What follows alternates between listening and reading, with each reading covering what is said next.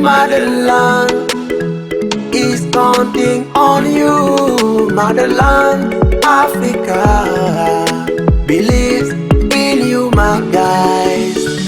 Guy, guy the back. Guy, yeah the back. Guy the back of the necessity. Guy the back. Guy feel you the back. Mesdames, messieurs, nous sommes des scientifiques. En deux termes, la science a deux soubassements, la rigueur et la précision. Ce soir, nous employons ces deux notions pour circonscrire d'abord notre débat. Mesdames, messieurs, la question qui nous rassemble aujourd'hui, c'est une question épineuse. Pour le bon déroulement de ce débat, nous allons partir de l'infiniment grand et nous mouvoir vers l'infiniment petit. En d'autres termes, mesdames et messieurs, nous allons partir du général au particulier. Mais d'abord, honorables membres du jury, très chers co-débatteurs, étudiants de l'IAM, étudiants de l'Université Cheikh Anta Diop de Dakar, permettez-moi de vous dire bonsoir, mais aussi de vous rappeler le libellé de notre sujet qui est diaspora et économie sénégalaise, 2 points. Enjeux et perspectives. Mesdames et messieurs, une information, on la traite, on la pèse, puis on la donne. Mesdames et messieurs, s'il vous plaît, d'une manière simple, si on se base sur l'étymologie du mot, diaspora signifie dispersion. Mais en 1980, les géographes ont recours à la notion de diaspora pour désigner les communautés migrantes en interaction entre elles, mais aussi entre elles et le pays d'origine. Mesdames et messieurs, par cela nous sous-entendons que la notion de diaspora sénégalaise, évidemment, se distingue par des communautés sénégalais vivant ou installés en Europe, en Amérique, au Canada, aux États-Unis, mais aussi dans les pays de la sous-région. Mesdames et messieurs, vous conviendrez avec moi que cette définition met ainsi l'accent sur la territorialité particulière qui est cette forme d'organisation sociale qui est la diaspora. Mesdames, messieurs, après vous avoir parlé de la notion de diaspora, il devient opportun de vous parler des impacts que la diaspora a dans l'économie sénégalaise. Et enfin, nous allons dégager les perspectives sur le long terme que l'on pourrait implémenter à l'égard de cette accointance qui existe, qui lie diaspora et économie sénégalaise. Mais avant tout, parlons des impacts. Mesdames et messieurs, vous rappelez le ministre de l'Intérieur, M. Abdoulaye Daouda Diallo, lors de son projet qu'il a essayé de défendre, c'est-à-dire les 15 députés de la diaspora. Qu'est-ce qu'on y retient? M. Diallo nous informe que les Sénégalais de l'extérieur, le nombre s'élève entre 2,5 millions et 3 millions. Waouh! Quel est ce nombre qui est si colossal? Mesdames et messieurs, ce nombre aussi colossal devrait avoir un impact bien évidemment sur l'économie. Et sur ce, j'inviterai Monsieur Cheikh Tidiane pour venir nous élucider les points ici définis. Merci Hans de nous avoir si élucidement sur le mot diaspora. Maintenant, nous allons parler sur l'intérêt de la diaspora sénégalaise. Quand on parle de la diaspora sénégalaise, avec ce nombre colossal de la diaspora sénégalaise, sachez que la diaspora sénégalaise a toujours été considérée comme une ressource cruciale au développement de notre pays. De ce fait, selon un rapport de l'Agence nationale de la statistique et de la démographie, adjointé avec l'Organisation internationale pour la migration, le rapport nous dit que la diaspora contribue à une hauteur de 930 milliards de francs CFA. Je dis bien, soit une somme qui fait 12% de notre PIB national. Mais cette somme que vous voyez est supérieure à l'aide au développement international. À l'aide au développement international. Donc, quel est le problème? Pourquoi notre diaspora, la somme qu'elle envoie, n'impacte pas dans notre économie? C'est lié à un faible investissement de cette somme. De ce fait, il est très important aussi de retenir que cette somme-là est à usage dans la consommation courante, c'est-à-dire aux besoins familiaux destinés à ces ménages origines de cette diaspora sénégalaise. Mais il faut retenir toutefois l'existence d'une diaspora qualifiée de diaspora économique. Cette diaspora économique, on peut distinguer des cadres dirigeants, des investisseurs, des financiers, des entrepreneurs, des scientifiques, mais aussi des relayeurs d'opinion qui tissent des liens entre le Sénégal et leur pays de résidence. Cet lien va contribuer à un apport considérable dans notre économie, mais qui pourrait être amplifié par la structuration d'une stratégie et des outils de finance sur les affaires, que ce soit sur les cadres des affaires et de l'investissement. Mais aussi, il y a d'autres thèmes qu'on peut aborder sur, par exemple, M. Baba va nous élucider sur d'autres thèmes sur l'enjeu de la diaspora sur notre économie. Mesdames et messieurs, honorables membres du jury, bonsoir. Mis à part ces investissements et ces choses dont ils nous ont parlé, il y a également les domaines de compétences. Mesdames et messieurs, vous savez que dans la diaspora, énormément de Sénégalais y sont et ont acquis beaucoup de compétences. Et très certainement, mais très cher, vous devez connaître certainement le ministre Amadou Hott. Il a fait en effet ses études universitaires, en tout cas une bonne partie, à l'université de New York. Et aujourd'hui, il est à la tête de notre ministère. Et vous conviendrez avec moi que malgré le contexte compliqué de Covid-19, notre Sénégal a su tenir. Et lui, il est issu de la diaspora. Il a acquis beaucoup de compétences dans cette diaspora. Mesdames et messieurs, vous conviendrez avec moi également que charité bien ordonnée commence par soi-même. Prenons encore le professeur Souleymane Boub de l'IRASEF, un vaillant scientifique qui a également fait une bonne partie de ses études à l'extérieur. Vous savez, dans un pays, on ne peut pas se développer sans la science. Se développer sans la science, c'est comme attendre qu'un bateau atterrisse à l'aéroport. Ça n'arrivera jamais, mesdames et messieurs. Vous savez, ces compétences que les gens ont acquises dans la diaspora servent beaucoup. Peut-être eux, ils peuvent nous parler de chiffres, mais ils vont oublier que c'est l'homme qui est la ressource principale pour parler dans une économie. Mais également, il y a d'autres aspects, à savoir l'agriculture. Dans la diaspora, énormément de Sénégalais s'investissent maintenant dans cette agriculture. Non, mesdames et messieurs, ce n'est pas l'agriculture avec nos grands-parents, mais une agriculture basée sur des compétences techniques.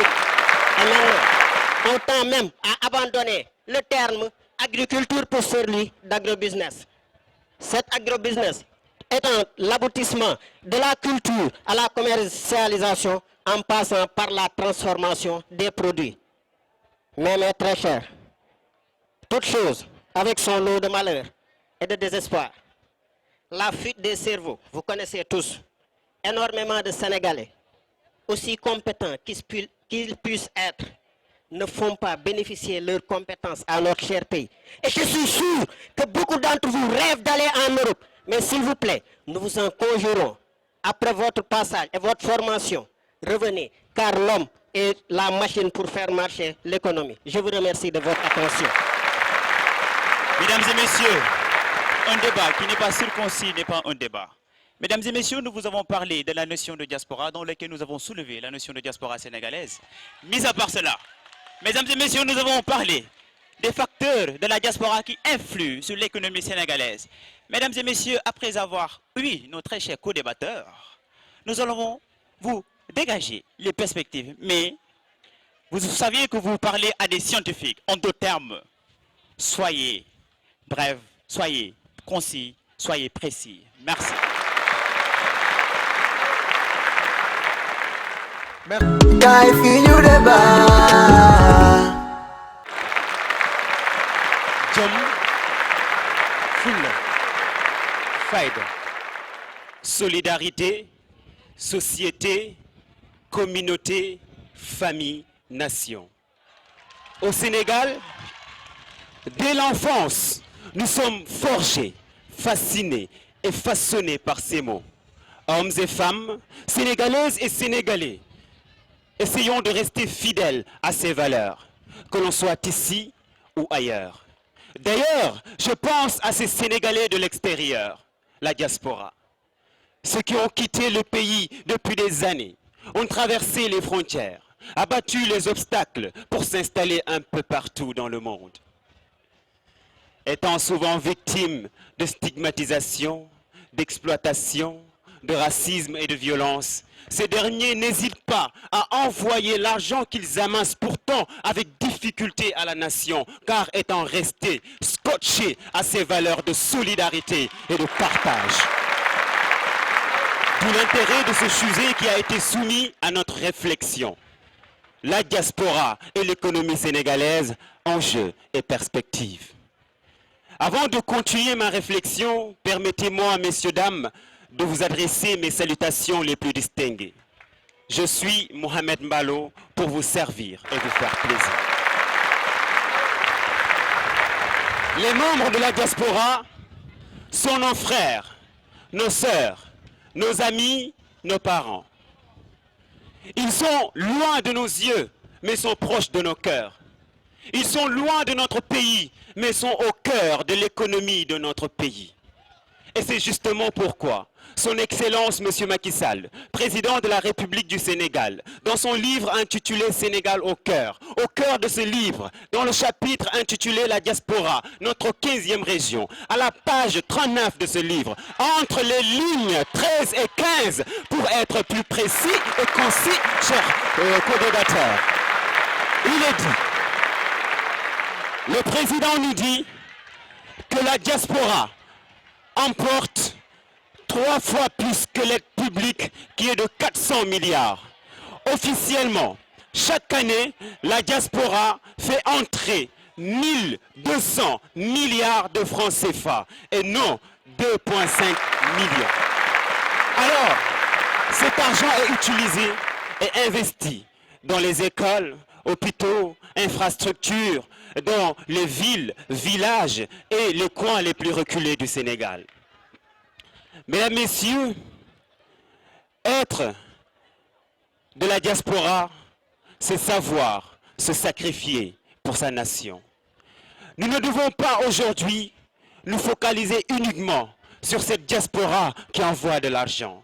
Car aujourd'hui, nous avons des juristes, des techniciens, des académiciens, des cadres qui sont aux États-Unis, en Asie et aussi en Chine. Et nous devons mettre en œuvre une stratégie de récupération de cette diaspora qui a de l'expérience, de l'expertise, du savoir-faire et du savoir-être. Je veux parler de cette diaspora du savoir. Et mes amis viendront vous donner plus d'informations, que ce soit sur le domaine politique, économique et social. Et surtout sur les techniques qui doivent être mises en effet, en perspective pour la récupération de cette diaspora du savoir. Car il n'y a rien de plus grand, mesdames, messieurs, que le savoir pour booster l'économie et le développement d'un pays. Il y a un dicton chinois qui dit que dans la vie d'un homme, il y a 3 choses. Il y a la femme, il y a l'argent et il y a le savoir. Et si on commence par la femme, on perd l'argent et le savoir. Mais si l'on commence par chercher de l'argent, on aura certainement la femme, mais pas le savoir. Et si on commence par le savoir, on aura forcément, impérativement, de l'argent. Et mesdames, messieurs, quand on a de l'argent, la femme suivra.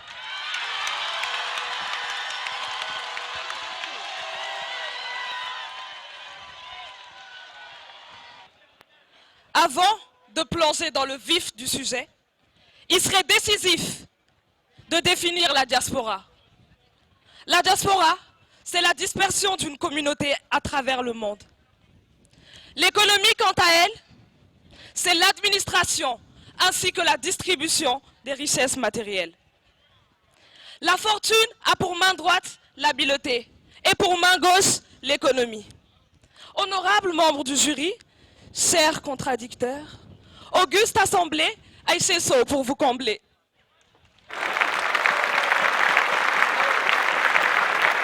La diaspora, la supernova de l'économie sénégalaise. Selon les données de 2015 de la BCEAO, la Banque centrale d'Afrique de l'Ouest, Les transferts de fonds de cette diaspora représentent 12% du PIB national. En effet, leur part dans ces transferts jongle de 233 millions de dollars US en 2000 à 935 millions en 2006, puis 1614 millions en 2013, pour atteindre, mesdames et messieurs, 220 millions de dollars US en 2017, soit à peu près 13% du PIB national. La diaspora a un impact énorme dans l'économie sénégalaise. C'est ce que l'on constate. Eh bien, ce constat reste sans débat. La diaspora développera, ou du moins participera considérablement au développement du pays. À ce propos, aux prolétaires du monde, Karl Marx appelait à l'unisson. Nous, aujourd'hui, disons à tous les Sénégalais de la diaspora, unissez-vous. Et pourquoi pas autour d'une banque d'investissement. Je n'en dirai pas plus. Bien que les chiffres soient exorbitants et présents, il serait nécessaire de s'intéresser à la partie non visible de l'iceberg. Je laisserai ce soin à Mohamed, notre remède, qui viendra vous enivrer avec ces mots. La vie est un livre. Les instants sont des mots. Les journées sont des phrases. Et les expériences, des histoires. Une histoire, mesdames et messieurs, je vais vous en raconter une. Un Sénégalais résidant à Paris a voulu envoyer la somme faramineuse de 100 millions de francs CFA à sa famille pour les besoins de la construction d'une maison.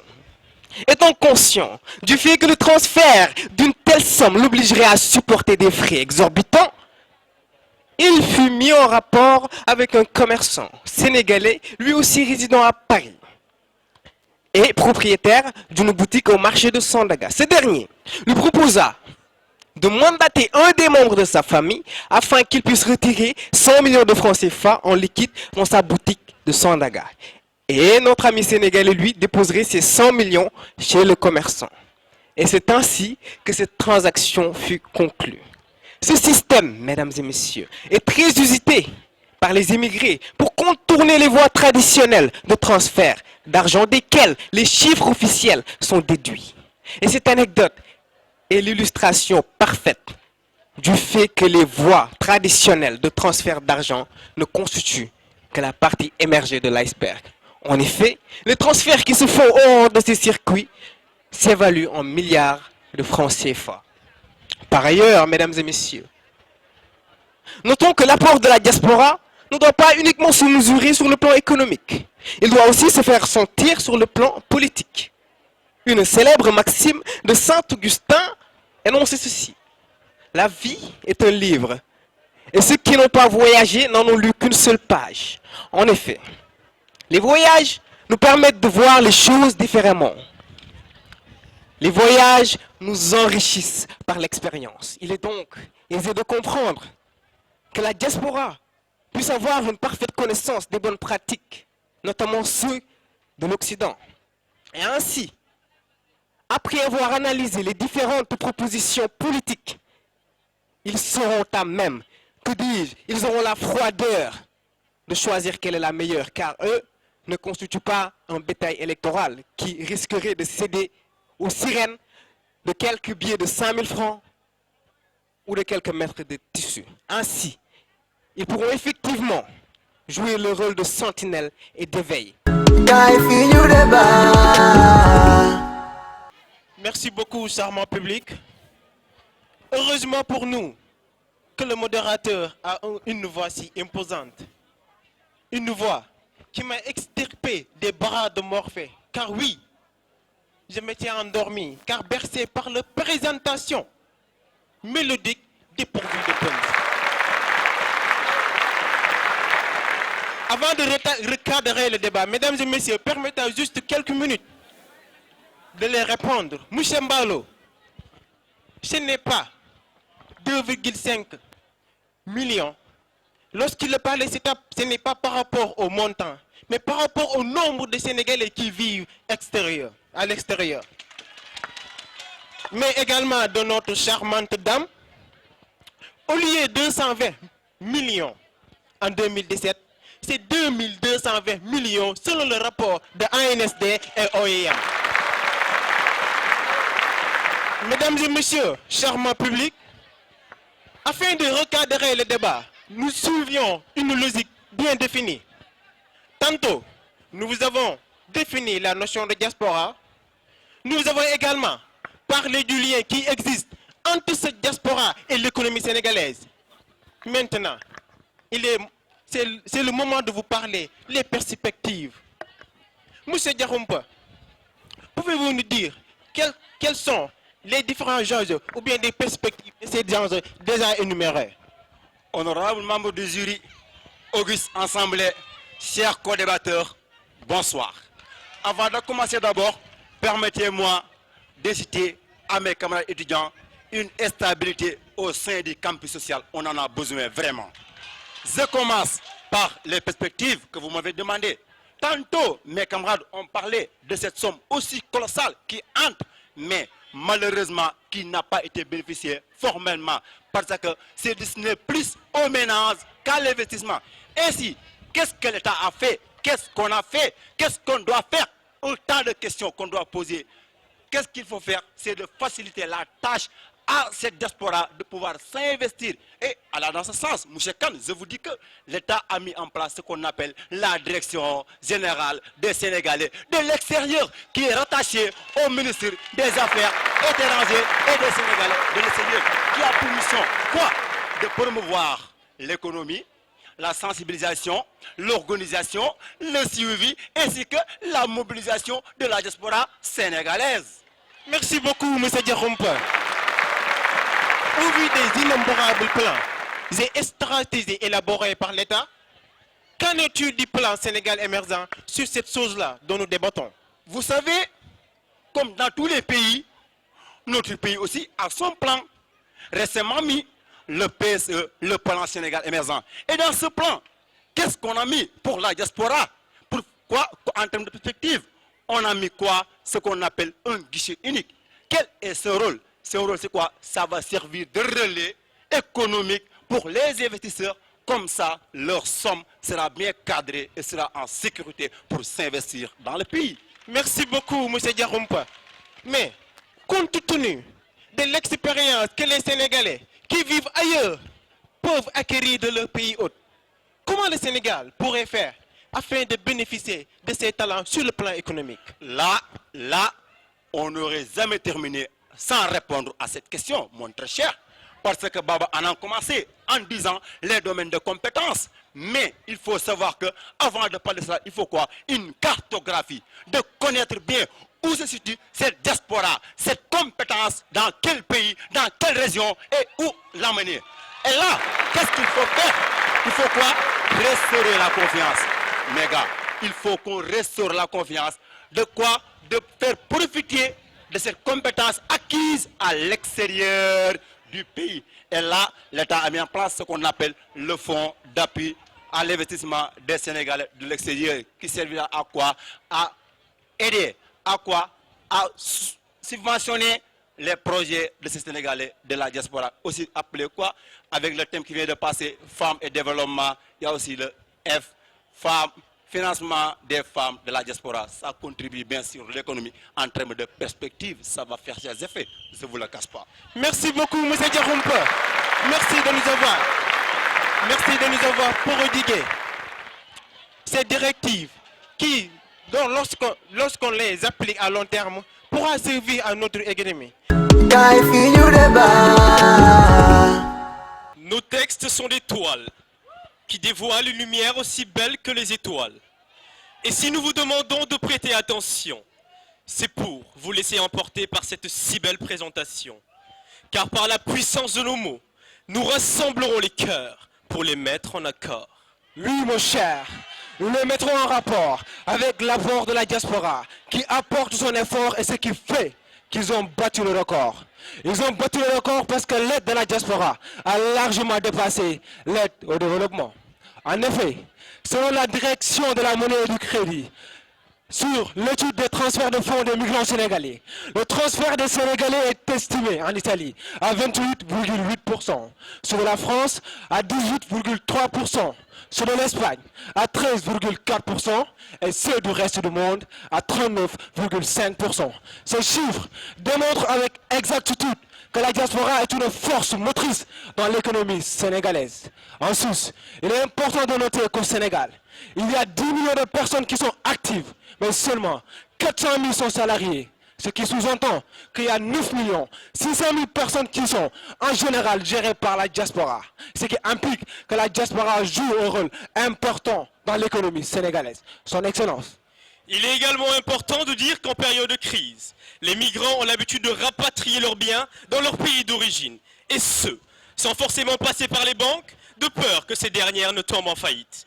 La diaspora a également la possibilité de transférer ses connaissances, savoir-faire et bonnes pratiques. Prenons l'exemple de ces derniers, qui ont aidé à la création d'hôpitaux dans le nord du pays, son éminence. Il faut aussi noter la création des écoles, telles le lycée de Tilon, qui en est une parfaite illustration. Ce lycée qui a été financé à hauteur de 30% par la diaspora, et ce qui implique d'ailleurs que la diaspora joue un rôle important donc dans l'économie du Sénégal, mais également dans l'œuvre sociale. Son Excellence, parlons de COPI. COPI, Coopération Internationale, a lancé un appel à projet à la diaspora sénégalaise se trouvant en Italie, en ne finançant pas moins de 10 entreprises de ces migrants qui ont un réel impact sur le plan de l'économie des villes sénégalaises telles que Kaolack et Tambacounda. Parlons économie du savoir. Mesdames, Messieurs, aussi important soit le poids économique de la diaspora, aussi important soit le poids économique de ces gens qui vivent à l'extérieur. Il est important de ne pas laisser en rate l'économie du savoir. Cette transmission du savoir a permis à des pays tels que le Rwanda, tels que le Cap-Vert, la Corée du Sud, de s'adosser à la diaspora intelligente, intellectuelle, qui a de l'expérience et de l'expertise afin de se développer. Au Sénégal, on a la chance d'avoir des gens qui sont très expérimentés, qui ont de l'expérience et de l'expertise. Et c'est le cas de Rose Diouf, qui est malheureusement décédée récemment et qui est la première scientifique à penser à l'intelligence artificielle. Nous avons aussi M. Makhtar Diop, qui est le directeur général de la Société financière internationale et qui gère tous les investissements des entreprises privées au niveau de la Banque mondiale. Ce pays de la Teranga a besoin de ces gens ressources afin de pouvoir se développer de manière efficiente et efficace. Son Excellence, éclairons la lanterne. Nous mettrons la lumière avec une idée aussi belle que la diaspora sénégalaise. Pourquoi ne pas créer une foire de la diaspora qui pourra réunir tous les migrants sénégalais du monde entier afin qu'ils puissent nous partager leurs connaissances, savoir-faire, stratégies, afin que cette économie du savoir puisse nous servir, car le savoir crée de la richesse. Et aussi, cette foire est d'une importance capitale pour le Sénégal, car ça nous permet de créer une chaîne de distribution pour permettre l'écoulement des produits locaux à l'extérieur. Mais également, notre État doit mettre en place une politique et une stratégie afin de récupérer cette diaspora intelligente qui a de l'expérience et de l'expertise pour pouvoir contribuer à la construction de cette nation. Son Excellence. Mesdames et messieurs, nous espérons que vos cœurs sont heureux après cette belle présentation et seront désormais plus pointilleux par rapport à l'apport de ces gens si merveilleux qui ont un réel impact dans tous nos secteurs d'activité. Si ce discours était un fruit, l'écorce serait le bavardage, la chair l'éloquence, le noyau du bon sens. Du bon sens vous ont été présentés par son éminence M. Kumbandofen et son Excellence M. Emmanuel Helmut Delgado. Pour vous servir et vous faire plaisir.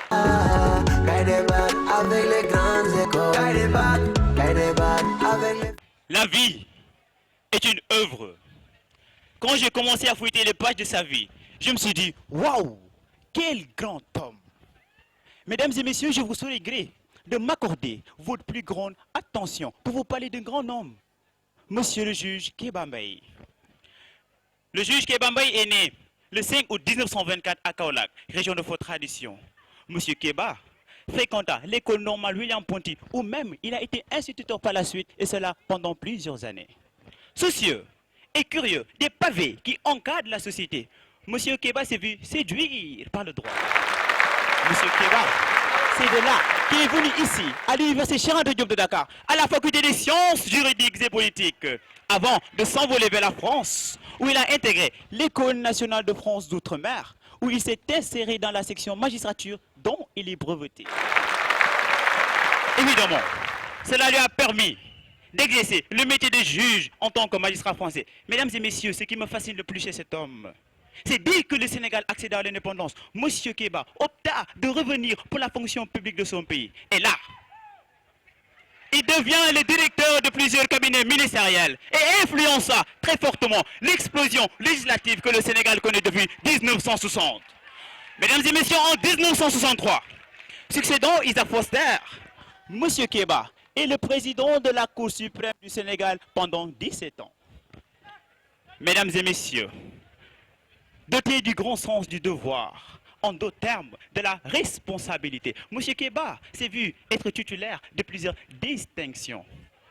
Mesdames et messieurs, nous ne pourrions pas parler de M. Kéba en omettant ce fameux mot, l'éthique. L'éthique, qui est une notion inséparable de la condition humaine. L'éthique, qui a une importance exceptionnelle pour l'humanité. De par ce mot, M. Kéba nous informe que le travailleur doit travailler, que l'éducateur doit éduquer, que l'étudiant doit étudier, que le gouvernant doit gouverner, mais tous sous le contrôle de l'éthique, c'est-à-dire du bien.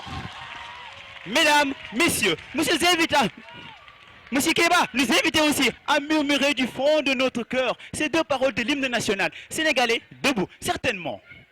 Debout pour le travail et pour l'éthique avant qu'il ne soit trop tard. Debout en se demandant à chaque fois qu'on est tenté de commettre un acte non éthique. Ce que serait la société si chacun faisait comme nous. Debout en se demandant ce que serait une société d'insouciants, de délateurs, de corrupteurs, d'égoïstes, d'indisciplinés. La liste est loin d'être exhaustive, mais la réponse en est une. Ce serait une société vouée à l'échec et peut-être à la déchéance intellectuelle et morale.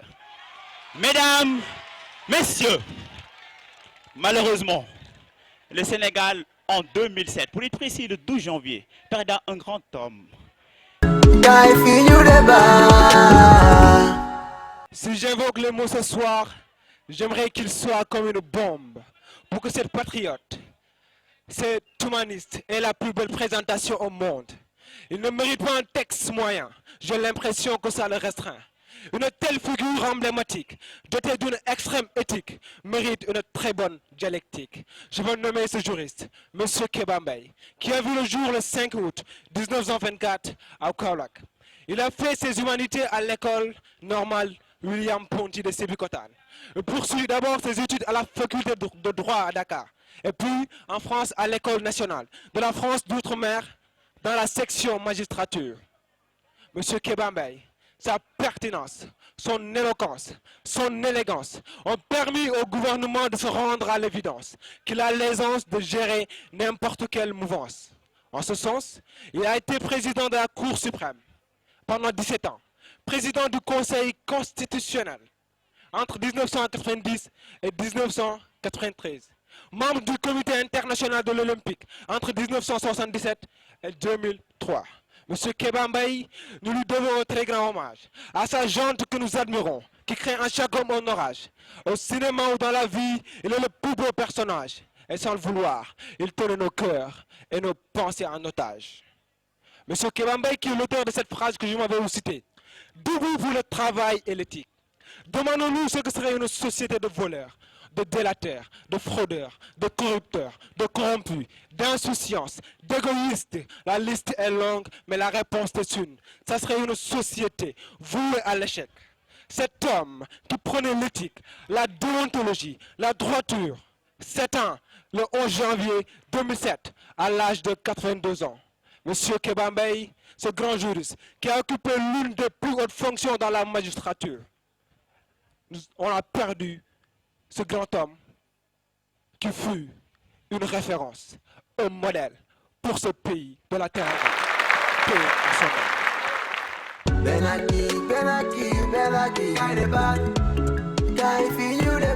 Mes très chers compatriotes, je voudrais aujourd'hui vous dire bonsoir. Dans le cadre de la nouvelle façon de faire les choses, le gouvernement du Sénégal a adopté une nouvelle méthode de proximité pour parler aux Sénégalais. En ma qualité de ministre des Affaires étrangères et des Sénégalais de l'extérieur, je voudrais vous dire que nous allons apporter une aide à ces Sénégalais qui sont à l'extérieur. Car oui, vous savez que la Covid-19 a beaucoup impacté. Et dans beaucoup de pays, on parle de deuxième ou de troisième vague. Et par conséquent, nous allons mettre en place un autre fonds de 200 milliards à notre chère diaspora, car ils participent énormément dans notre économie. Et nous ne pouvons pas les regarder souffrir, vous savez. Ils ont un apport considérable. Mais également, vous savez que dans l'actualité d'aujourd'hui, nous avons ces gens qui prennent les pirogues pour l'immigration clandestine. C'est aussi une abomination. Ces pertes humaines, il faudra qu'on en parle, mais très cher. L'État va mettre en place, va surveiller les côtes afin que ces gens qui prennent ces pirogues avec les forces de l'ordre et les gardes-côtes pourront surveiller afin qu'il n'y ait plus d'immigration clandestine. Mais également, une nouvelle qui va peut-être plaire aux hommes. Mesdames, messieurs, vous savez que dans beaucoup de pays, il y a la liberté de culte qui est occultée. Dans beaucoup de pays de la diaspora, on interdit la polygamie. Et nous allons mener un combat pour que, si eux, ils peuvent pratiquer leur religion comme il se doit, les Sénégalais aussi pratiquent leur religion comme il se doit. L'État doit être fort. Un État doit être fort et nous allons incarner cette force. Je me rappelle d'ailleurs de cette citation. Quand l'État est fort, il nous écrase. Et quand il est faible, nous périssons. Et nous allons établir un État fort. Mesdames, messieurs, beaucoup de Sénégalais aussi vivent dans l'irrégularité à l'extérieur. Un manque de papier.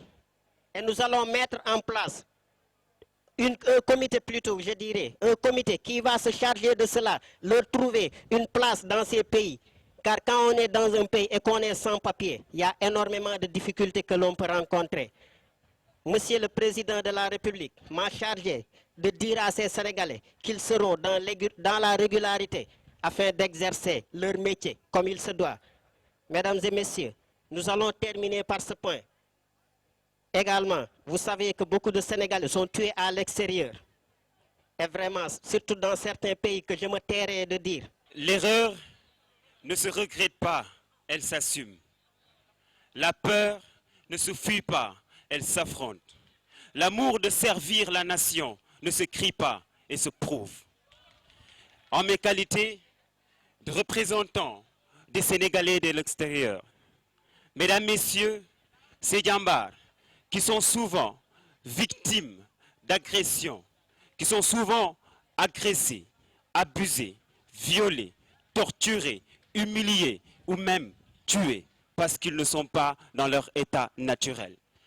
La première chose que je ferai, c'est d'essayer de veiller à leur bien-être, d'améliorer les conditions de vie de ces Sénégalais, parce qu'un Sénégalais reste avant tout ma priorité.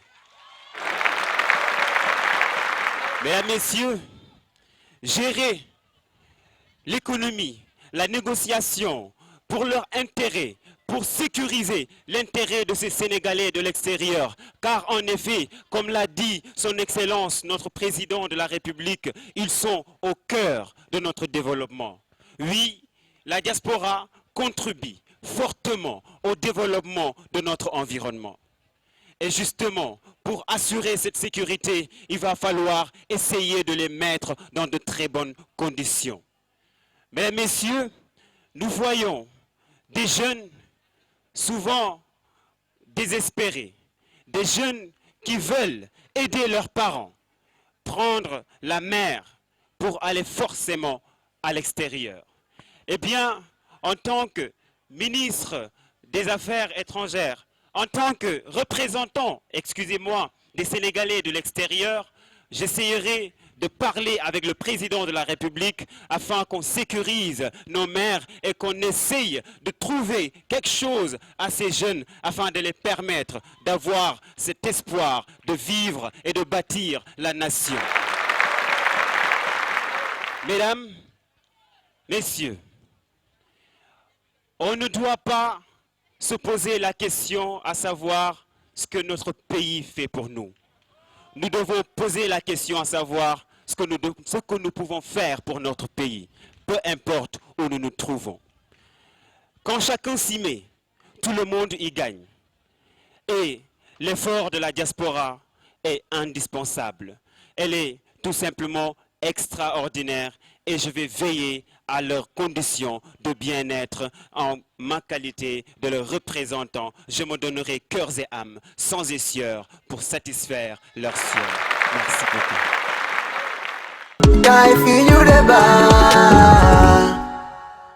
Merci beaucoup à toutes et à tous, à ces grands orateurs. Ne vous inquiétez pas, nous entendrons parler de ces jeunes. Entre IAM, Institut africain de management, et la faculté des sciences et techniques, la note est de 12,12. IAM s'est retrouvé avec une note de 12,83. Et la FST 11,41. Comme meilleur débatteur, nous avons Mohamed Mbalo. Merci.